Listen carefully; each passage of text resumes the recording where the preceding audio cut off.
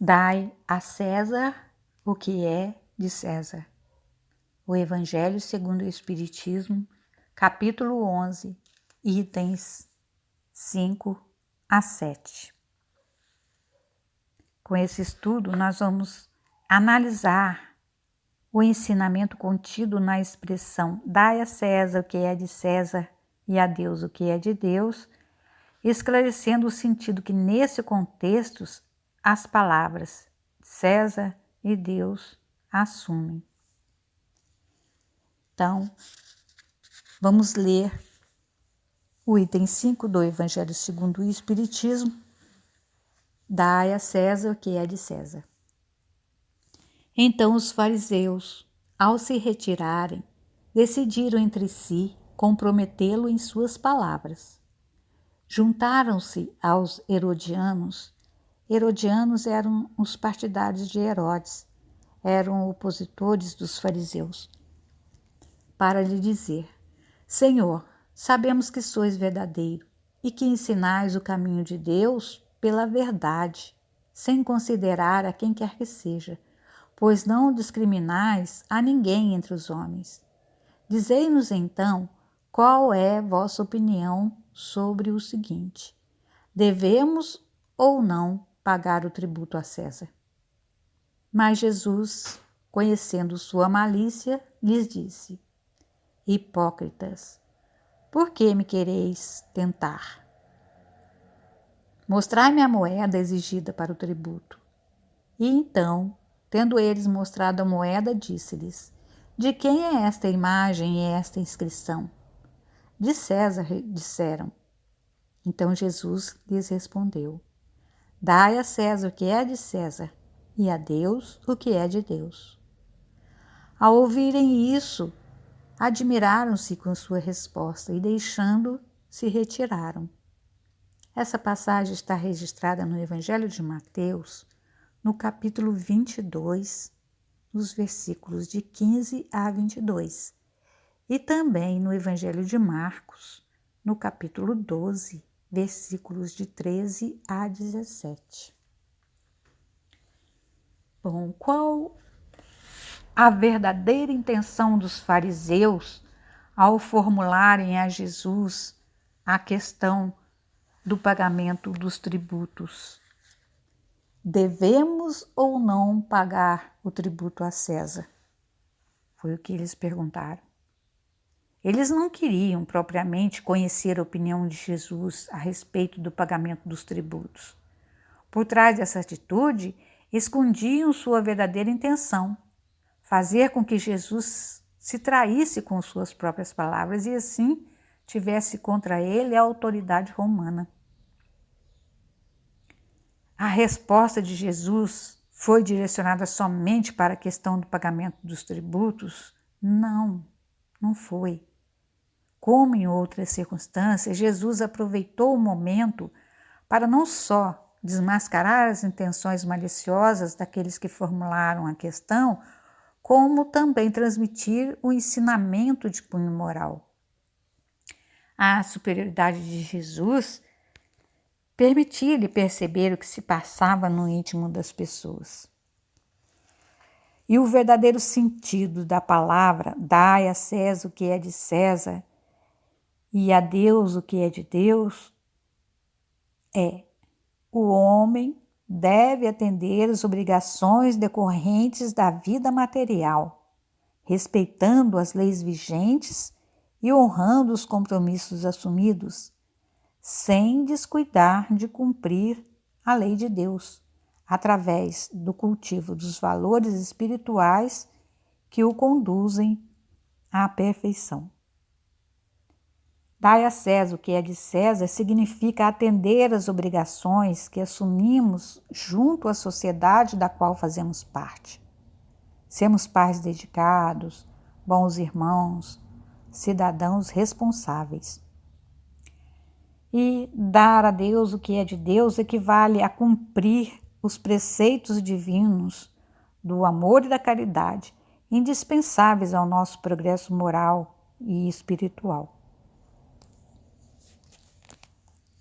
Kardec nos explica essa passagem do Evangelho.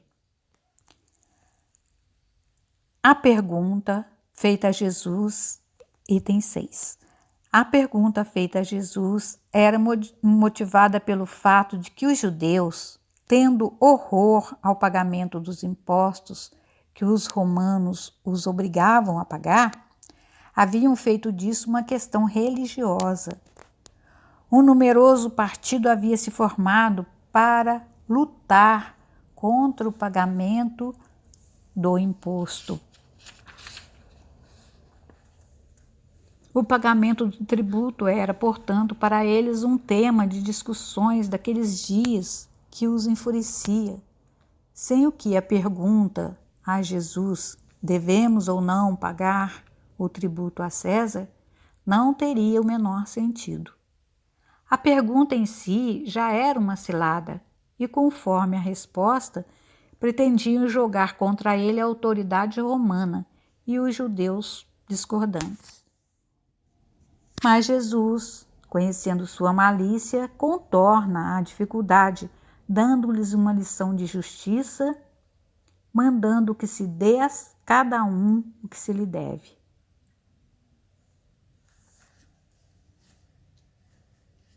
Jesus, nessa passagem, ensinou o princípio da justiça, do equilíbrio que deve reger o comportamento do verdadeiro cristão diante da vida, esclarecendo que é necessário atender às exigências passageiras de ordem material, sem esquecer as obrigações para com a elevação dos espíritos. Jesus nos deu uma lição de justiça ao dizer: a cada um o que lhe é devido. Não se pode chegar a Deus senão cumprindo as obrigações para com o nosso próximo.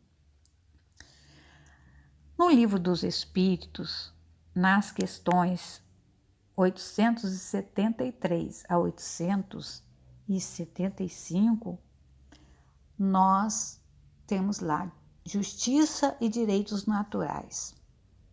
Então vamos ver o que Kardec pergunta aos espíritos e o que eles respondem a respeito de justiça, né? O sentimento da justiça está na natureza ou é resultado de ideias adquiridas?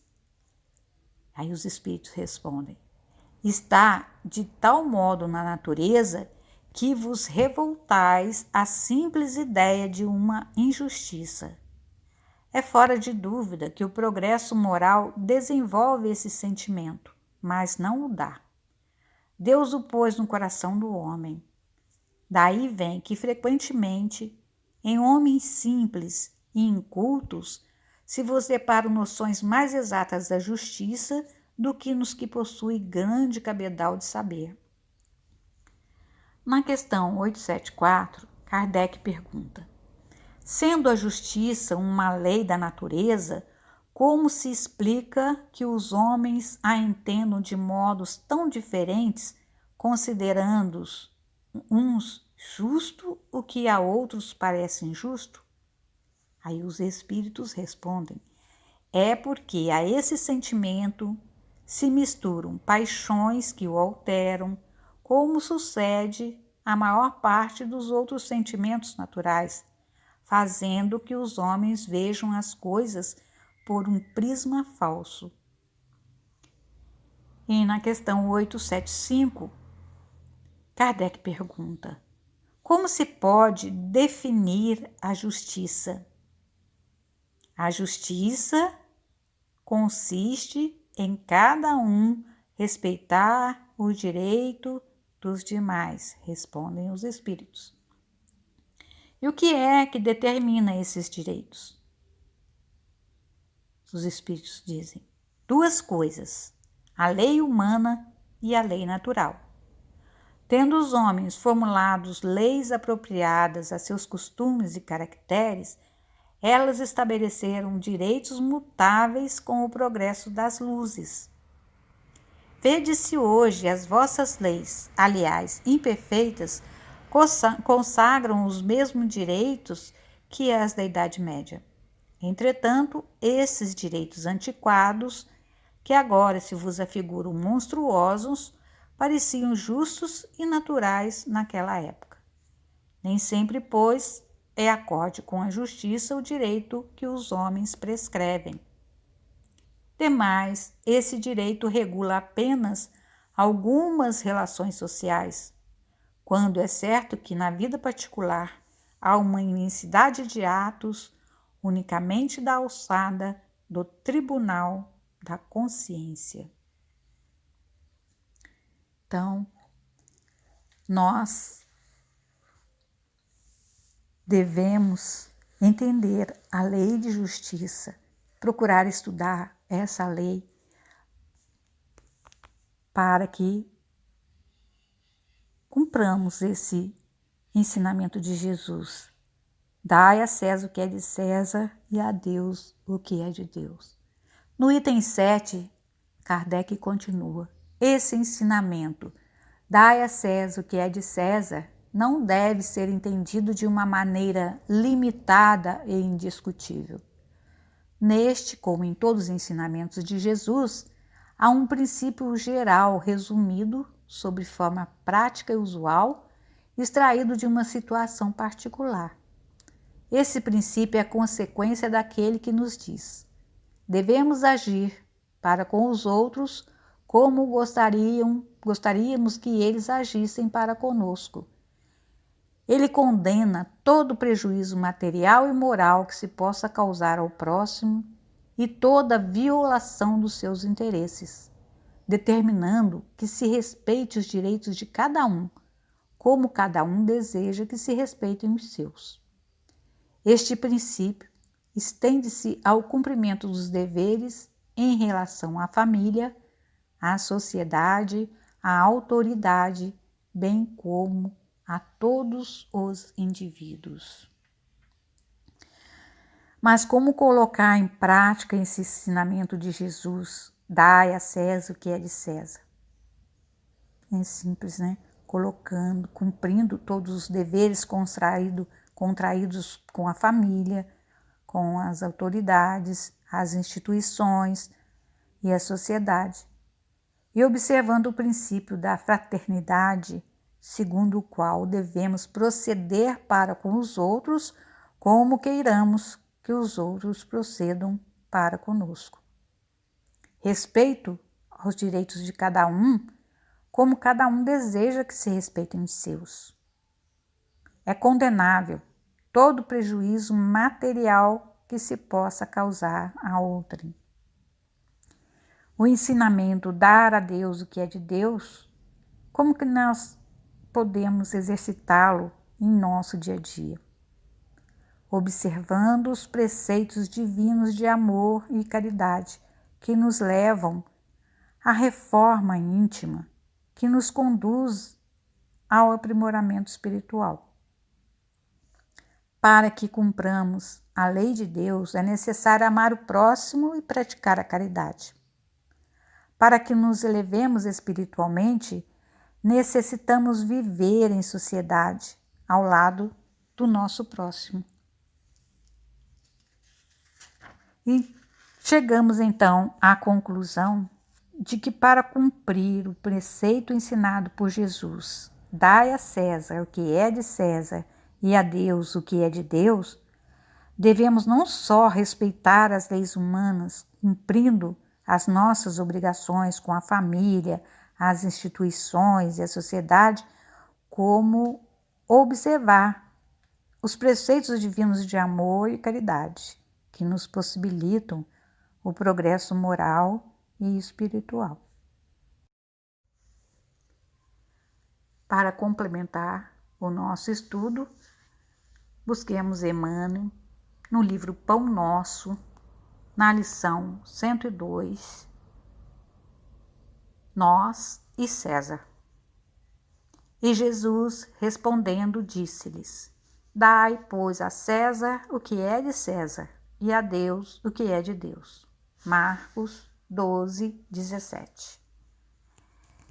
Em todo lugar do mundo, o homem encontrará sempre, de acordo com os seus próprios merecimentos, a figura de César, simbolizada no governo estatal. Maus homens, sem dúvida, produzirão maus estadistas. Coletividades ociosas e indiferentes receberão administrações desorganizadas. De qualquer modo, a influência de César cercará a criatura, reclamando-lhe a execução dos compromissos materiais. É imprescindível dar-lhe o que lhe pertence. O aprendiz do Evangelho não deve invocar princípios religiosos ou idealismo individual para eximir-se dessas obrigações. Se há erros nas leis, lembremos a extensão de nossos débitos para com a providência divina e colaboremos com a governança humana, oferecendo-lhe o nosso concurso em trabalho e boa vontade, conscientes de que desatenção ou revolta não nos resolvem os problemas. Preferível é que o discípulo se sacrifique e sofra a demorar-se em atraso ante as leis respeitáveis que o regem transitoriamente no plano físico, seja por indisciplina diante dos princípios estabelecidos ou por doentio entusiasmo que o tente avançar demasiadamente na sua época. Há decretos iníquos? Recorda que já cooperastes com aqueles que te governam a paisagem material. Vive em harmonia com os teus superiores e não te esqueças de que a melhor posição é a do equilíbrio. Se pretendes viver retamente, não dês a César o vinagre da crítica acerba. Ajuda-o com o teu trabalho eficiente no sadio desejo de acertar, convicto de que ele e nós somos filhos do mesmo Deus. Emmanuel. Muita paz a todos nós.